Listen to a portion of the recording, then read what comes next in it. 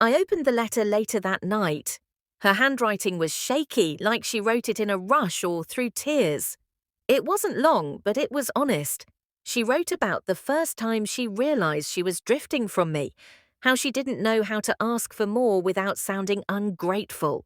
She said I made her feel safe, but she started mistaking that safety for stillness. She wanted excitement, and instead of building it with me, she chased it elsewhere. She called herself a coward more than once. She said she had replayed the moment I left more times than she could count. Said my silence over the years haunted her. That the man she left me for never really knew her, and when their affair became a relationship, it crumbled fast. It was built on guilt and stolen moments, not trust. She admitted she married someone else later out of fear, not love, and repeated the same cycle. Until it all collapsed, again. She wrote that she had spent the last few years alone, going to therapy, trying to understand why she kept breaking things that were good. She never found a clean answer, just fragments. Insecurity, immaturity, restlessness. None of it justified what she did. She said she wasn't asking me to feel sorry for her. She just wanted me to know that she finally saw it clearly. I read the letter twice, then I burned it in the sink. I didn't need to hold on to her words. I didn't need proof that she was sorry. I had heard it in her voice earlier. I had seen it in her face. That was enough. A few days later, she sent a message, not pushing for anything, just thanking me. She said it meant more than I'd know that I sat with her, listened, didn't walk away again. I didn't respond right away, not out of anger, just caution. I wasn't sure what I wanted from this, if anything. I thought about everything I'd carried for years, the bitterness, the what-ifs, the unanswered questions. In one conversation, so much of it had cracked open and poured out.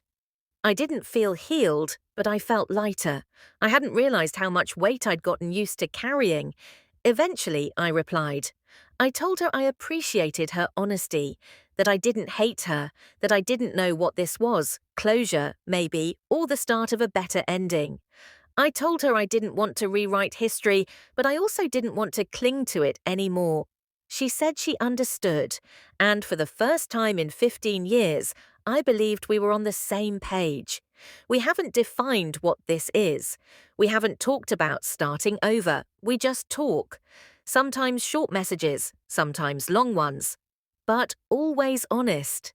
Forgiveness doesn't fix the past. It doesn't undo the damage.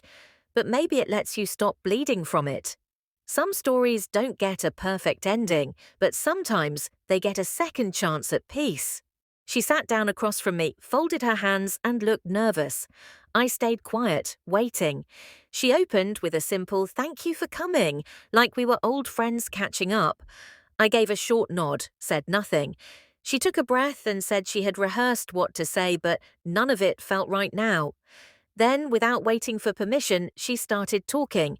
She told me she got divorced 3 years ago, not from the man she cheated with, but from her second husband, the one after him. She said the man she left me for cheated on her too. That irony wasn't lost on either of us. She said she didn't reach out to apologize back then because she thought I hated her, and maybe she was right. But after her mother passed last month, she started cleaning out old things and found a letter she had written to me years ago but never sent. That's when she decided to contact me. Not because she wanted anything from me, but because she couldn't carry the guilt anymore. I listened, still quiet, still not sure how much of this I wanted to hear. She said the affair wasn't about love. She wasn't in love with the other man. She was numb, overwhelmed, and needed to feel something. She admitted she should have talked to me, should have asked for help, but instead she ran into the arms of someone who offered an escape. I asked her why she didn't just leave. Why cheat? Why not just end it like an adult?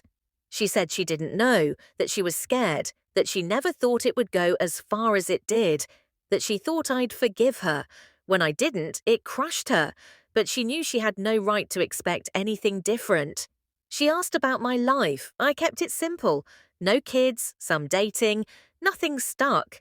She said she figured as much. Then she said the worst part was knowing she destroyed something.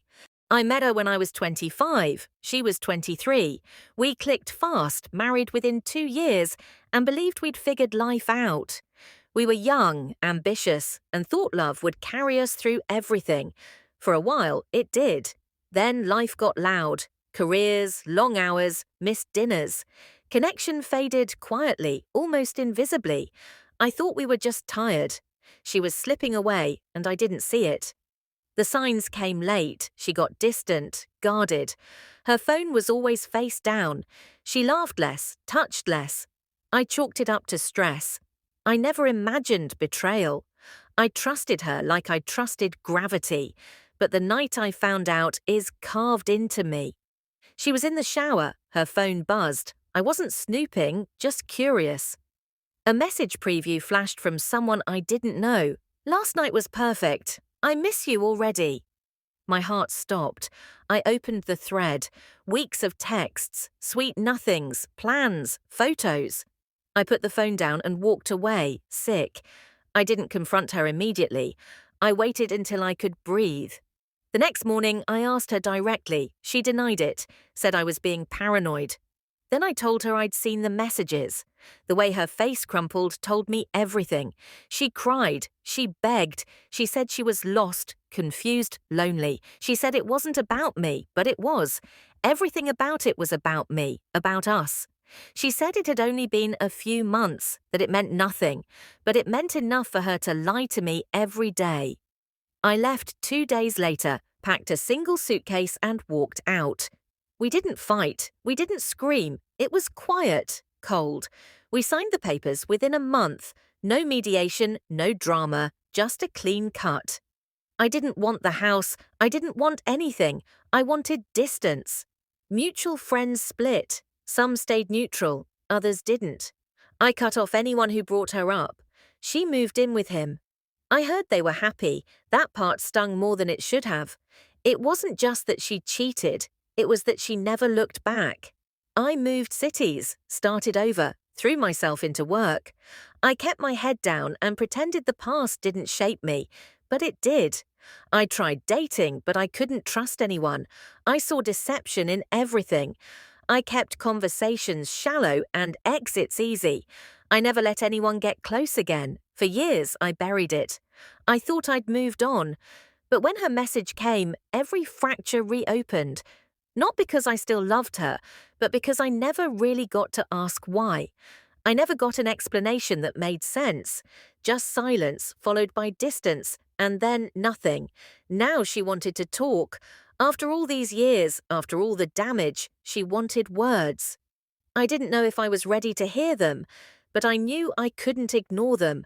I needed to know why she chose someone else, why I was never enough. After 15 years of silence, my ex-wife messaged me, "We need to talk." I stared at the screen, unsure if it was real.